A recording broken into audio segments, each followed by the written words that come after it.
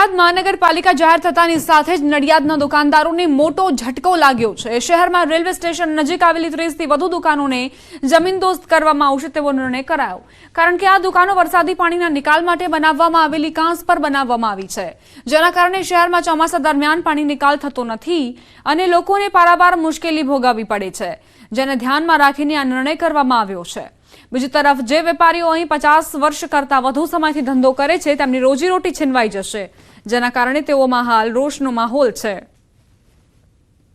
ગયા ચોમાસામાં આપણે જોયું કે આ કાસ્ટની અંદર જ્યારે આપણે ચેક કરેલું તો લગભગ આખો કાસ્ટ ભરપાઈ થઈ ગયેલો હતો અને એની હિસાબે આખા શહેરમાં ફ્લડિંગની પરિસ્થિતિ ઉપસ્થિત થાય છે અને એ સ્ટ્રક્ચર સ્ટેબિલિટી ટેસ્ટ છે એ નેગેટિવ આવેલ હતું અને આ દુકાનોને આપણે કોઈ સંજોગોમાં ચાલુ રાખી શકીએ નહીં એવી પરિસ્થિતિ એની અંદર એ પ્રકારનો રિપોર્ટ છે, જેની અંદર નોટિસ આપી એ કાર્ય દૂર કરવા માટેની આપણે દુકાનદારોને જાણ કરેલ હતી ખાલી કરવા માટેની, પરંતુ એ લોકો કોર્ટમાં ગયેલા હતા અને કોર્ટે પણ આપણે જે નોટિસ આપેલી હતી એને માન્ય રાખેલ છે અને એમ કીધું છે કે ભાઈ આ દુકાનો જે છે એ જર્જરિત હોય એને હાલ ચાલુ કન્ડિશનમાં રાખી શકાય નહીં।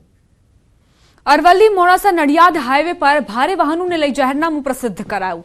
4 જાન્યુઆરીથી સ્ટેટ હાઈવે 59 પર સવારે 8 વાગ્યાથી રાત્રિના 8 વાગ્યા સુધી ભારે વાહનો પર પ્રતિબંધ રહેશે। આગામી 1 માસ સુધી જાહેરનામું અમલી રહેશે। ભારે વાહનો માટે વૈકલ્પિક માર્ગનો ઉપયોગ કરવા આદેશ કરાયો। સ્થાનિક પાર્સિંગની ટ્રકો અને નાના વાહનોને જ પરવાનગી મળશે। ઉલ્લેખનીય છે કે અકસ્માતોની વધતી ઘટનાઓને ધ્યાનમાં લઈને આ નિર્ણય લેવાયો।